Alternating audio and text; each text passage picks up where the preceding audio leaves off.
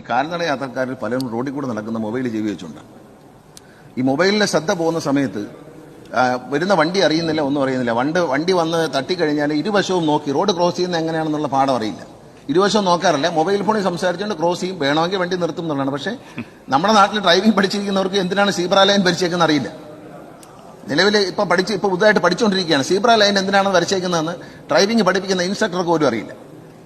അപ്പോൾ അതുകൊണ്ട് ഈ റോഡ് സുരക്ഷയെ സംബന്ധിച്ച് എൻ്റെ ഒരു പേഴ്സണൽ അഭിപ്രായം പറയാണ്, ഇത് നമ്മൾ ചെയ്യേണ്ട കാര്യമല്ല, പോലീസ് വകുപ്പ് ചെയ്യേണ്ട. ബഹുമാനപ്പെട്ട മുഖ്യമന്ത്രി ഇടപെട്ടാൽ നടക്കും. കാരണം വെച്ചാൽ കാൽനട യാത്രക്കാരനും ഇപ്പോൾ ഫൈനൊന്നുമില്ല, വട്ടം ചാടിയാലും ഫൈനൊന്നുമില്ല, മൊബൈലിൽ സംസാരിച്ച് റോഡിൽ കൂടെ ഫൈനില്ല. അപ്പോൾ പോലീസ് നിയമത്തിൽ വരുത്തേണ്ട ഒരു ഭേദമാണ്. പോലീസ് ഭേദഗതി വരുത്തിക്കൊണ്ട് കാൽനട യാത്രക്കാരനും ഇപ്പോൾ വാഹനം ഓടിക്കുന്നവർക്കേ ഫൈനുള്ളൂ.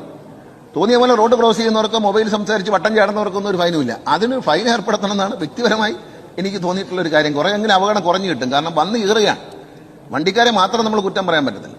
അപ്പോൾ